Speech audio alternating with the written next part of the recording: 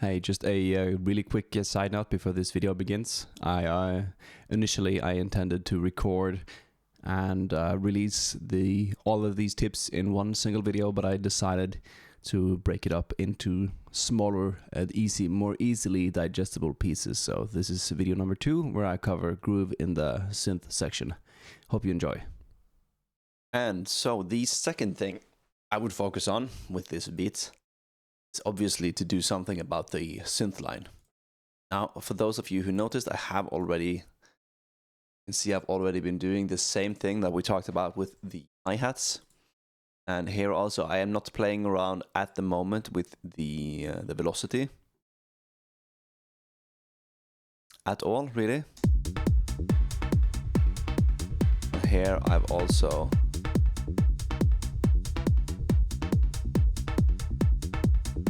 we can try and listen how it sounds without the MPC 60 groove.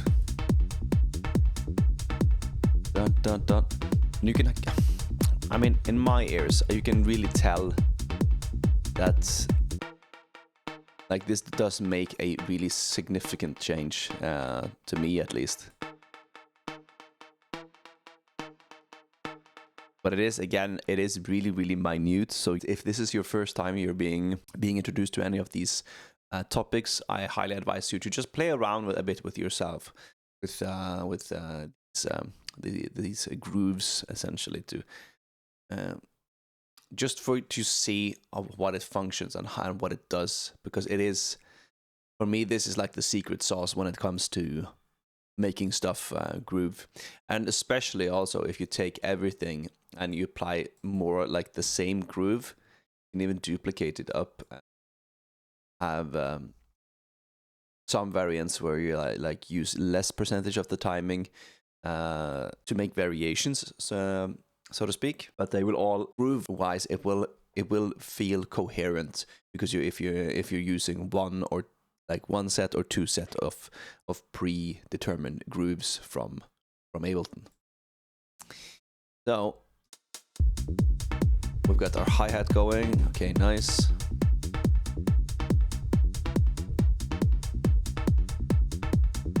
And one thing I've realized you can also play around with the track delays on the delay sends, or if you have other FX sends with delays on them, you can always go in and adjust those as well to get more of that micro timing shift across everything, because we want our composition to feel like it's living and it's breathing on its own, and it's like almost like this organic thing that's doing its thing without us having any real control. That's what the feel that at least I try and go for with my music, that it's like this unpredictable living organism almost.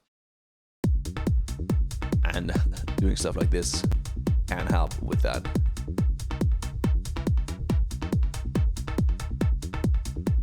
We know that's pronounced, and when we want to enable that sound, let's send it to our reverb send.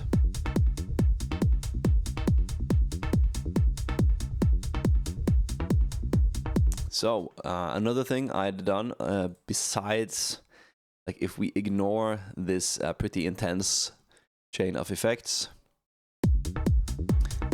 what I also have been doing, let's see.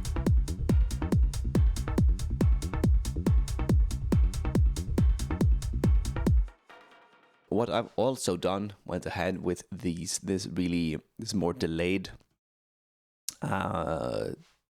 version of these effects, is essentially have one delay that's giving me this metallic room kind of vibe, and I went ahead and adjusted the timing up and down like one millisecond on each of the sides, so it's a bit uneven. This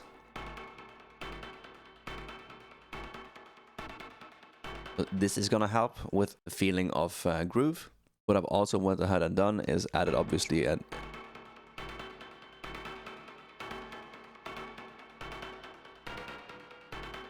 separate delay there. And what we can do is we can go and play with the modulation of the filter inside of the delay.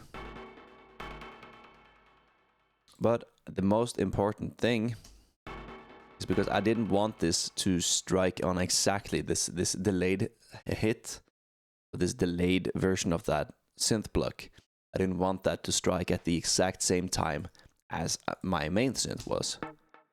I wanted to try and make it so that this was more of a conversation than someone shouting a word like wah wah wah. I wanted it to be like this version of the synth says it's stab, and then this side would answer. And I mean, you could definitely do this with in plenty of other ways, but this is the way I chose to do it for this project.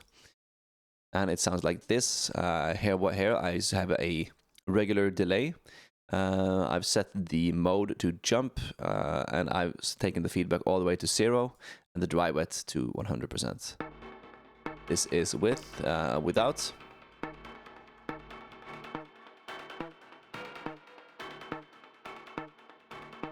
And you hear how it's sort of like bouncing back here. It's almost like this is the one, but here also we can play with the timing of the entire track itself.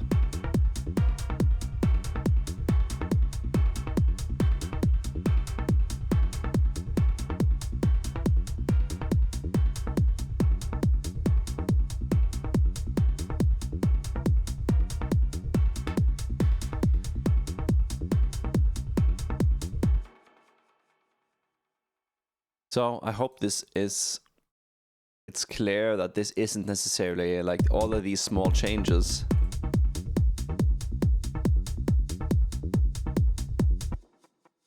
All of these small changes will, once you start stacking them enough, more and more and more, then you will be able to see that you can introduce that. You'll be able to see that things are going to sound less static because of all of this. And on top of that, once you start playing more with delays, for instance, and having delays that are going on in the background that are bits like they need to be on beat for the most part. But once you start to slightly delay or like shift the delay so that they're not perfectly on time all the time, this will also really help with the overall groove of the track.